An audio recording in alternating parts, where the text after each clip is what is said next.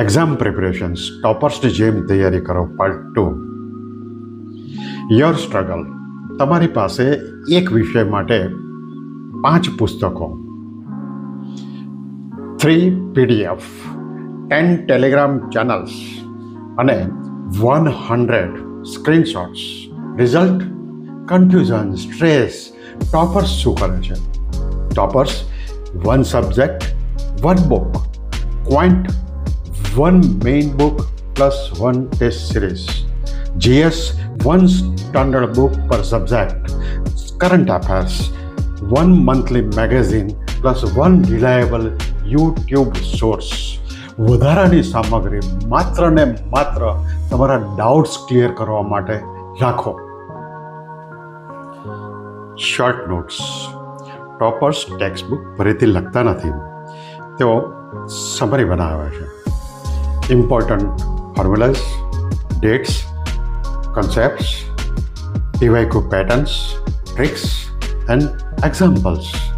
1 subject, 1 set of notes જેને તમે વારંવાર એડિટ કરી શકો છો, સુધારી શકો છો, રિવાઇઝ કરી શકો છો, રિપીટ કરી શકો છો. જટિલ વિષયો માટે ટોપર્સ શું કરે છે? ચેપ્ટર્સ માટે માઇન્ડ મેપિંગ કરે છે. થિયરીઝ, રૂલ્સ અને ડેટાની સરખામણી માટે ટેબલ્સનો ઉપયોગ કરે છે. પ્રોસેસીસ માટે આકૃતિઓ અને ફ્લોચાર્ટનો ઉપયોગ કરે છે. કારણ કે તમારું મગજ લાંબા પેરેગ્રાફ્સને બદલે શેપ્સ, સ્ટ્રક્ચર્સ અને કલર્સને ખૂબ સારી રીતે યાદ રાખી શકે છે. મેં 12 કલાક વાંચ્યું એવી બડાસ મારવાને બદલે toppers deep disturbance free study પર ધ્યાન કેન્દ્રિત કરે છે. તેઓ પોમોડોરો પદ્ધતિનો ઉપયોગ કરે છે. 25 minute focused study, 5 minute rest.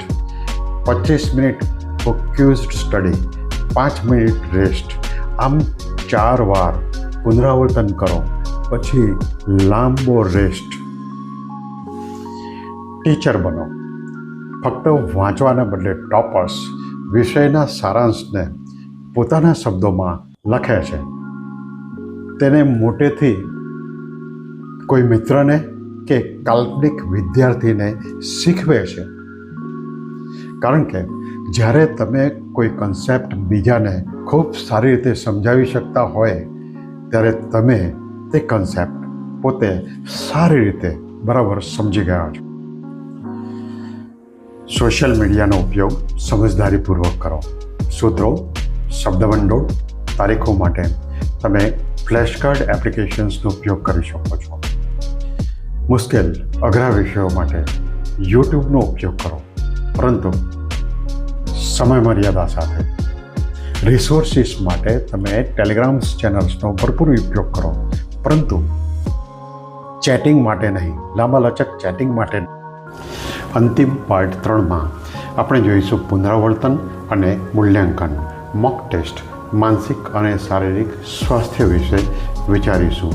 અને છેલ્લે as per my promise, your tech અવે 7-day study plan in detail. Video like કરો, શેર કરો. ફરી મળીશું પાર્ટ 3માં. ધન્યવાદ.